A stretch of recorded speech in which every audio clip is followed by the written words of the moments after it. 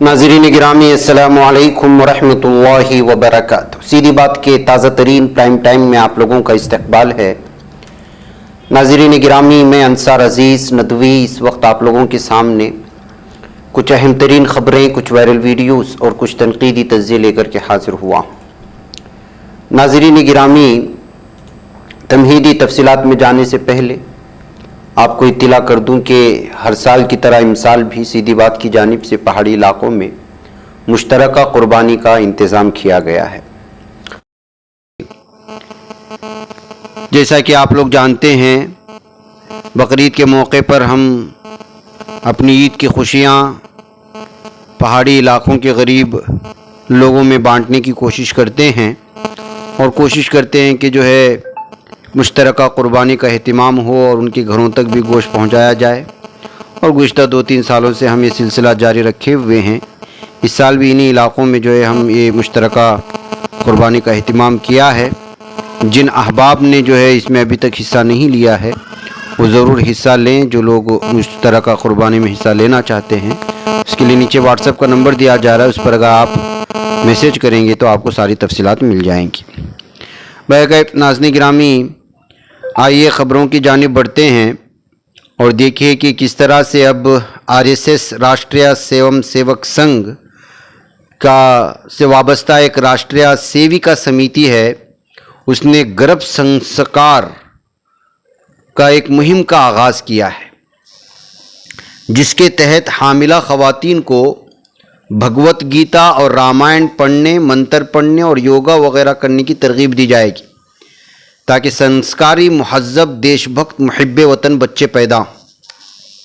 Hindustan times के मुताबिक, जिसमें ख़बर तफसीलात के साथ छपी है, ये प्रोग्राम मुबैना तौर पर पूरे मुल्क में शुरू किया जाएगा और आरएसएस से वाबस्ता डॉक्टर्स इसको आगे बढ़ाएंगे। देखिए किस तरह से जो है पूरी प्लानिंग के साथ काम होती है आरएसएस में। इसका नाम जो दिया गया है वो गर्भ संस्कार दिया गया है, यानी पेट, माँ के पेट से ही बच्चा किस तरह संस्कारी बने। और इसको करने वाली कौन है? आरएसएस की एक ज़ैली तंजीम है जिसका नाम है राष्ट्रीय सेविका समिति। ट्रस्ट के एक एहलकार ने बताया कि मुल्क को 5 जोनों में तकसीम किया जाएगा, यानी 5 अलग अलग हिस्सों में, जिसमें हर एक में 10 डॉक्टरों की टीम शामिल है, जिन्हें उनके मुताल्लिका इलाकों से 20 हामिला ख़वातीन को तफवीज़ किया जाएगा। प्रोग्राम के निफाज की निगरानी के लिए एक 8 रुकनी मरकज़ी टीम तश्कील दी गई है, जिसमें आयुर्वेदिक, होम्योपैथी और एलोपैथी के डॉक्टरों के साथ साथ एक माहिरीन अमराज भी शामिल है। तंजीम के एक शख्स समर्धीनी नैस के मुताबिक, जो वालिदैन हमल के 9 माह के दौरान संस्कृत के मंत्र पढ़ते हैं और मजहबी ग्रंथों को पढ़ते हैं, वो रहम में बच्चे की जहनी नशोनुमा पर मुस्बत असर डालते हैं, मानना है। रिपोर्ट में ये भी कहा गया है कि संस्कृत श्लोकों के पढ़ने से रहम में पल रहे बच्चे तक मुस्बत लहरें पहुंचती हैं। इस बात को यकीनी बनाने के लिए कि अक़दार और सकाफ़त को रहम में ही शामिल ही किया जाएगा। दाएं बाजू की तंजीम के मुताबिक प्रोग्राम हमल इख्तियार करने से लेकर ज़चकी तक साइंसी नुक्ते नज़र के साथ डिज़ाइन किया गया है और ये अगली नस्ल के देशभक्त तैयार करेगा, अगली नस्ल को देशभक्त बना करके तैयार करेगा। ट्रस्ट के एक मेंबर ने कहा, हर पैदा होने वाला बच्चा, चाहे वो लड़का हो या लड़की, अच्छे अक़दार, अच्छे ख़यालात और मुहिब्बे वतन होना चाहिए। हमारी आने वाली नस्ल इस दुनिया में आए और ख़िदमत, अक़दार, सकाफ़त और ख़वातीन के एहतराम के जज्बे के साथ परवान चढ़े। उन्होंने ये भी कहा कि ख़ानदानों को इस बारे में रहनुमाई मिलेगी कि रहम में बच्चे के साथ कैसे बात की जाए और बच्चे की देखभाल करने के लिए ग़िज़ाइयत से भरपूर खुराक और बड़े होने के लिए सेहतमंद माहौल दिया जाए। हिस्सा लेने वाली ख़वातीन को नॉर्मल डिलीवरी के लिए कोशिश करने के लिए योगा भी सिखाया जाएगा। तंजीम ने कहा, रहम में 4 माह के बाद बच्चा सुनने लगता है। वालिदैन बच्चे को ख़ानदान के अफराद, हिंदुस्तान जिस रियासत में रहते हैं और हिंदुस्तान की अजीम शख्सियात की कहानियाँ बताएंगे। रिपोर्ट में यह भी कहा गया कि अमल बच्चों की 2 साल की उम्र तक जारी रहेगा। एक रिपोर्ट के मुताबिक इस ऑनलाइन प्रोग्राम में शिरकत करने वाली तेलंगाना की गवर्नर तमलाई सुंदराजन ने कहा कि हामिला ख़वातीन को ज़हनी और जिस्मानी तौर पर सेहतमंद बच्चे पैदा करने के लिए सुंदरकांड पढ़ना चाहिए और भगवत गीता, रामायण, महाभारत भी पढ़ना चाहिए। टाइम्स ऑफ इंडिया के मुताबिक पुडुचेरी के लेफ्टिनेंट गवर्नर सुंदराजन माहिर अमराज चश्म हैं, यानी कि आँखों के मर्ज की माहिर हैं। ورچوئل لانچ ایونٹ سے خطاب کرتے ہوئے سوندراراجن نے گربھ سنسکار پروگرام ماڈیول تیار کرنے میں سموردھنی نیاز کی کوششوں کی تعریف کی اور کہا کہ حمل کے تئیں اس سائنسی اور جامع نقطہ نظر کے نفاذ سے یقینی طور پر مثبت نتائج برآمد ہوں گے۔ بہرکیف ناظرین گرامی، جیسا کہ آپ جانتے ہیں کہ اس وقت RSS کس طرح سے کہاں اور الگ الگ علاقوں میں، الگ الگ شعبوں میں، الگ الگ انداز میں جس پورے منصوبہ بند طریقے سے کام کر رہا ہے، اس میں ایک اور چیز یہ جڑ گئی ہے۔ انہوں نے کہا کہ گاؤں میں ہم نے حاملہ ماؤں کو رامائن، مہابھارت اور دیگر مہاکاویہ رزمیہ جس کو کہا جاتا ہے، اس کے ساتھ ساتھ اچھی کہانیاں پڑھتے ہوئے بھی دیکھا ہے۔ خاص طور پر تمل ناڈو میں عقیدے کے حاملہ خواتین کو رامائن کے سندر کانڈ کا جاپ کرنا چاہیے۔ ناظرین گرامی، جو تہذیبیں جس طرح سے بھی بھارت میں اس وقت جو ایک خاص قسم کی سوچ رکھنے والے پوری طرح سے مسلط ہونے کی کوشش کر رہے ہیں، وہ الگ الگ شعبوں میں جس طرح سے کام کر رہے ہیں، وہ ہمارے لیے بہت ہی زیادہ عبرت کا مقام ہے، اور میں اشارتاً اس جانب آپ کو جو ہے پیش کر رہا ہوں۔ یہ تفصیلات آپ لوگوں کے سامنے رکھنے کا ہمارا مقصد بھی یہ ہے کہ اس پورے منصوبے کو آپ شروع سے لے کے آخر تک اگر دیکھیں گے تو جس انداز میں اس کو ترتیب دیا گیا ہے اور جن لوگوں سے کام لیا جائے گا اور لیے جانے کی کیا صورتحال ہے اور اس کو جس انداز میں تقسیم کیا گیا ہے، ساری چیزیں آپ سامنے رکھیں اور ہمارا حال دیکھیں تو ہمیں پتہ چل جائے گا۔ بہرکیف ناظرین گرامی، آئیے اگلی خبر کی جانب بڑھتے ہیں۔ اب دیکھیے کہ دلی میں بھی ایک حجابی طالبہ کے ساتھ ناانصافی کی گئی ہے۔ قومی راجدھانی دہلی میں طالبہ کو حجاب پہننے کی وجہ سے امتحان میں بیٹھنے کی اجازت نہیں گئی۔ ایک رپورٹ کے مطابق طالبہ کا ماننا ہے کہ NTA کی طرف سے منعقد کرائے جا رہے CUET پوسٹ گریجویٹ داخلہ امتحان میں اسے حجاب پہن کر امتحان دینے سے روک دیا۔ طالب علم کی جانب سے NTA کی ویب سائٹ پر بھی شکایت درج کرائی گئی ہے۔ رپورٹ کے مطابق NTA نے مذہبی لباس پر کسی قسم کی پابندی نہیں لگائی، تاہم کسی خاص مذہب کا لباس پہننے کی صورت میں مرکز پر جلد پہنچنے کی ہدایت ضرور دی گئی ہے۔ ایسا اس لیے کیا گیا ہے تاکہ جانچ پڑتال عمل بروقت مکمل ہو سکے۔ دراصل دہلی یونیورسٹی کے ذاکر حسین ایوننگ کالج میں BA پروگرام کی طالبہ نے سوشیالوجی میں پوسٹ گریجویشن میں داخلے کے لیے درخواست دی تھی۔ 2 دن پہلے اس کا امتحان تھا۔ اسے سریتا وہار میٹرو اسٹیشن کے قریب I1 digital zone IDZ2 Mathura road پر مرکز دیا گیا تھا۔ طالبہ کا ماننا ہے کہ وقت پر سینٹر پہنچ گئی تھی، جہاں خاتون سیکورٹی عمل نے اسے حجاب اتارنے کو کہا۔ اس نے اپنا حجاب اتارا اور اپنا معائنہ کروایا۔ الزام ہے کہ جب اس نے دوبارہ حجاب پہن کر اندر جانا چاہا تو عملے نے اسے اندر جانے سے روک دیا۔ طالبہ نے اپنے والدین کو فون کیا۔ اس کے بقول اس کے والدین کافی خوفزدہ تھے، جنہوں نے اسے کہا کہ امتحان سے واپس لوٹ آئے۔ وہ اکیلی تھی اور خود اس قدر ڈر گئی کہ گھر واپس آ گئی۔ اس کے بعد اس نے شکایت میل کے ذریعے بھیجی۔ طالبہ نے انصاف کا مطالبہ کیا ہے۔ تو ناظرین گرامی، اتنی پڑھ کر کے، محنت کر کے اس طرح کے امتحانات میں دینے کے لیے کیا کچھ کوششیں ہوتی ہیں، کتنی محنتیں ہوتی ہیں، یہ تو آپ لوگ جانتے ہیں۔ اور ایسی صورتحال میں CUET کے اس پوسٹ گریجویٹ داخلے امتحان میں اسے ایک حجابی لڑکی کے ساتھ جس طرح کی ناانصافی ہوئی، اس کو لے کر کے، اور وہ بھی دہلی جیسے علاقے میں، آپ اندازہ لگا سکتے ہیں، جس کو لے کر کے اس وقت ناراضگی پائی جا رہی ہے اور طالبہ کو مکمل طور پر انصاف ملنے تک احتجاج کرنے کی سوشل میڈیا میں بات بھی کی جا رہی ہے۔ بہرکیف ناظرین گرامی، آئیے کیا واقعی میں دارالعلوم ندوۃ العلماء نے کلاوہ کے سلسلے میں فتویٰ دینے سے انکار کر دیا ہے؟ ایسی کچھ خبریں مختلف اخبارات کے حوالے سے آ رہی ہیں۔ مسلم نوجوان کلاوہ کیوں باندھتے ہیں؟ کلاوہ اس چیز کو کہتے ہیں جو ہاتھ پر باندھا جاتا ہے۔ ہندو کے اکثر کچھ آپ دیکھتے ہیں دھاگے وغیرہ بندھی ہوئی ہوتی ہیں جو الگ الگ عقیدت مندی سے اور الگ الگ دیوی دیوتاؤں سے جڑے ہوئی ہوتی ہیں۔ اس پر فتویٰ لینے کے لیے ہندوتوا تنظیم کرانتی سینا اور شیو سینا کے عہدیدار دیوبند پہنچے تھے۔ انہوں نے CO سے ملاقات کی اور ادارے کی انتظامیہ سے فون پر بات کی۔ کرانتی سینا کے عہدیداران کا الزام ہے کہ دارالعلوم دیوبند نے انہیں فتویٰ دینے سے انکار کیا۔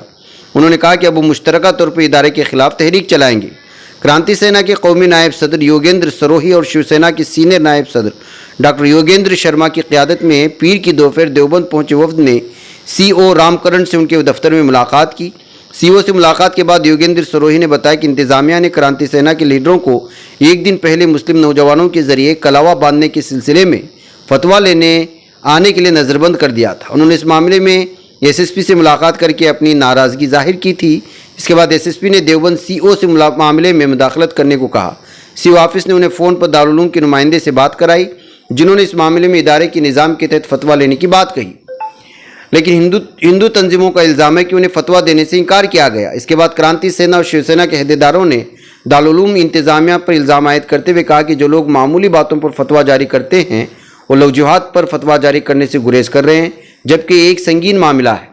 ایسا معلوم ہوتا ہے کہ دارالعلوم لوجہاد کے واقعات کی حمایت کرتا ہے اور اس کے لیے فنڈنگ کرتا ہے۔ انتباہ دیا کہ کرانتی سینا اور شیو سینا دارالعلوم کے خلاف احتجاج کرتے ہوئے مدرسے کی CBI انکوائری کا مطالبہ کرے گی۔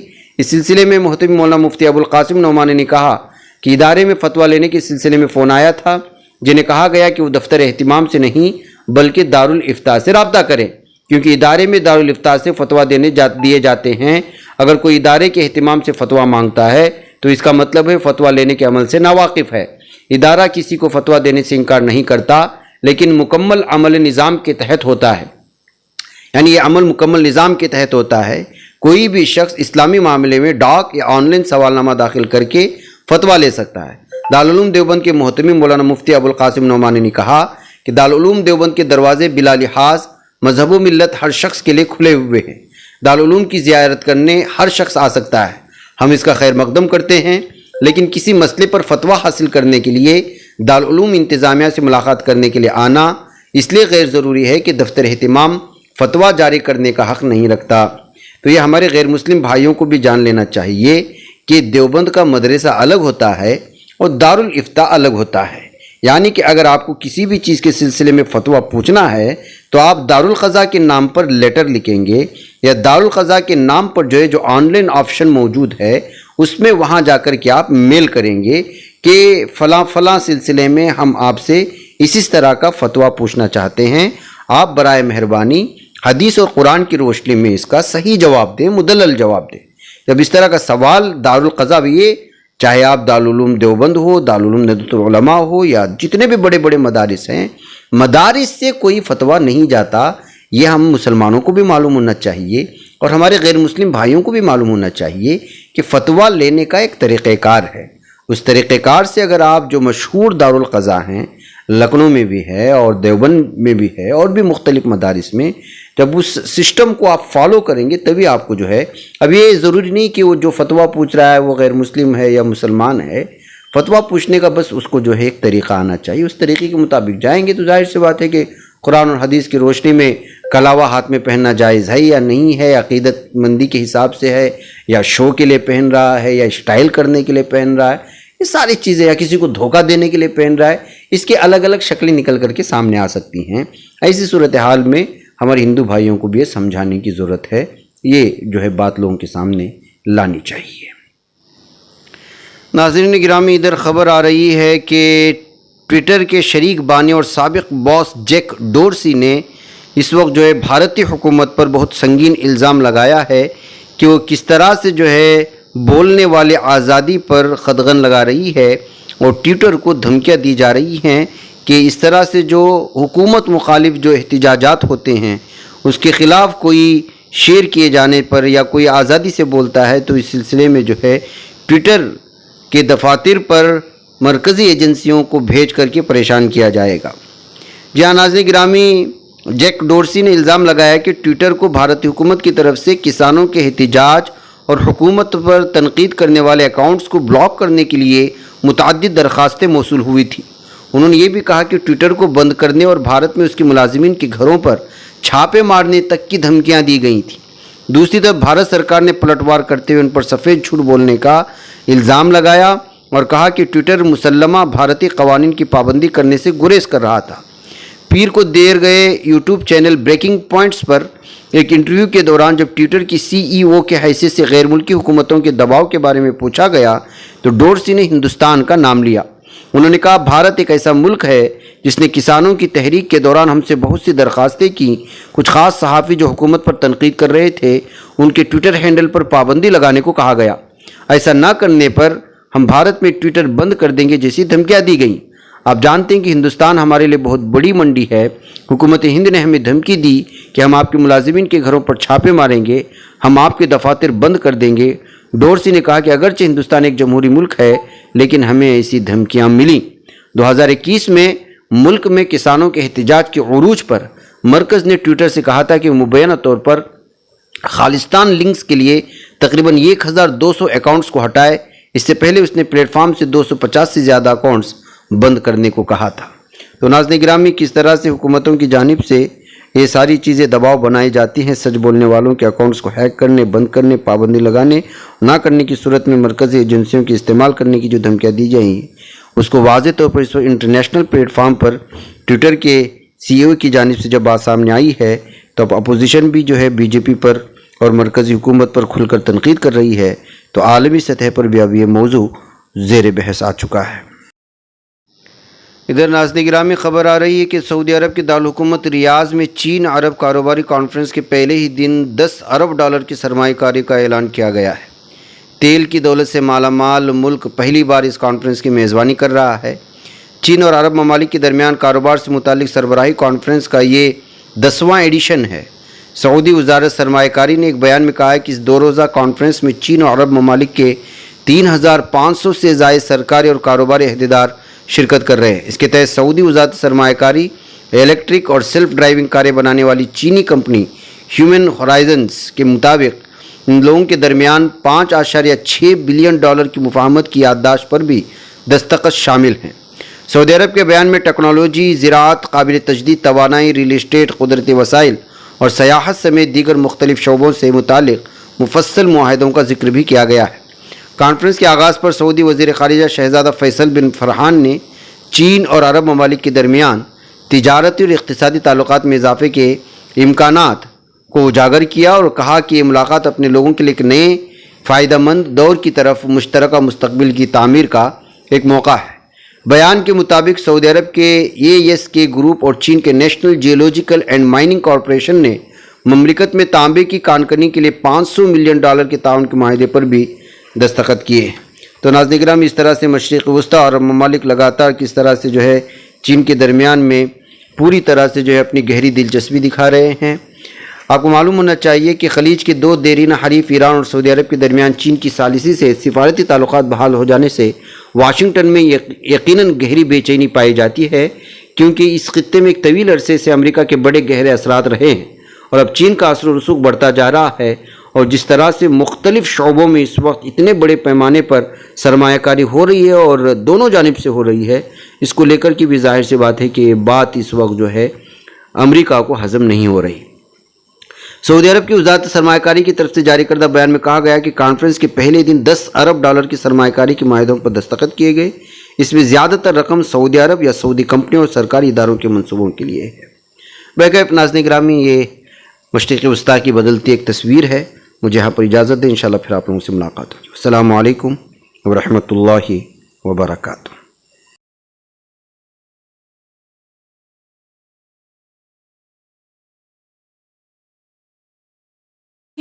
بچ پاتا ہے کوئی صحافی کی نگاہوں سے، ملاتا ہے یہ لوگوں کو محبت کی پناہوں سے. کرم اور درد مندی کا ہے ایک سنسار سیدھی بات، عزیمت جرأت و ہمت کا ہے اظہار سیدھی بات، عزیمت جرأت و ہمت کا ہے اظہار سیدھی بات. یہ چینل حق نگر بن کر کچل دیتا ہے فتنوں کو،